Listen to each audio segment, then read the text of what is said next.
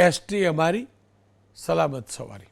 આ સૂત્ર સાથે રાત દિવસ આપણા મધ્યમ અને ગરીબ વર્ગીય યાત્રીઓની સેવા કરનાર એસટી નિગમના કર્મચારીઓને રાજ્ય સરકારે એક ભેટ આપી છે.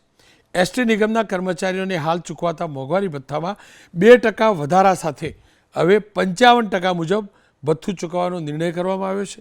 આ નિર્ણય થકી કુલ 30 કરોડથી વધુનો લાભ એસટી નિગમના કર્મચારીઓને પહોંચશે.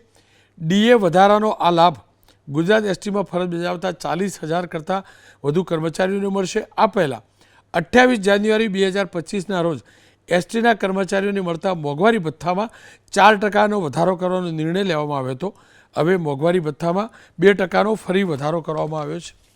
આ એ કર્મચારીઓ છે જેઓ રાત દિવસ વિપરીત સ્થિતિની અંદર, વિપરીત આબોહવામાં પણ એસટીનું તંત્ર ધબકતું રાખે છે. એના હકદાર છે. સરકારે આ જાહેરાત કરી છે.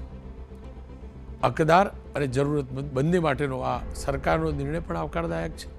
બસ સલામત સવારી એસટી અમારી.